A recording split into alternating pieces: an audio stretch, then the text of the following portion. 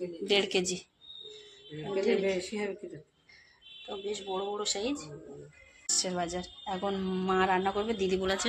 আর আমার দিদি যাইবো মাকে সোমবার, তো আজকে দিদির বাড়িতেই রয়েছে। গতকাল তো আমরা নিরামিষ খেয়েছি আর দাদা বৌদিতে, আর ওরা সব বিরিয়ানি। তো যাইবো সব মাছটা এনেছে, আর এখন মাছ সব কেটেই এনেছে। এই যে কাঁকড়া এনেছে, বড় কাঁকড়া।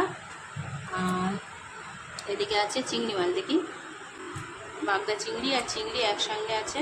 বাগদা চিংড়িগুলো বোন কাটছে। আর এদিকে আছে এই মাছটা ফ্রিজে ছিল, এটা কি মাছ? ভেটকি মাছ। আর এটা হালুয়া। ভেটকি মাছ আর হালুয়া মাছ। হালুয়া মাছ কি আমি জানি না, এই প্রথম দেখছি। যার হালুয়া মাছ এটা ফ্রিজে ছিল, তো এটা বার করেছে। একটা জিনিস, ভালো জিনিস এনেছে, সেটা দেখাচ্ছে। আবার কচুর পাতা কাটছে, আর আমি লোটে মাছ। আর এদিকে আছে ইলিশ মাছ। ইলিশ মাছটা জাস্ট দেখার মতো, মানে যা বড় বড় সাইজ মাছ। প্রচুর মাছ এনেছে, ইলিশ, বাগদা, আবার ছোট চিংড়ি, আর হচ্ছে এই যে বড় বড় সাইজের ইলিশ।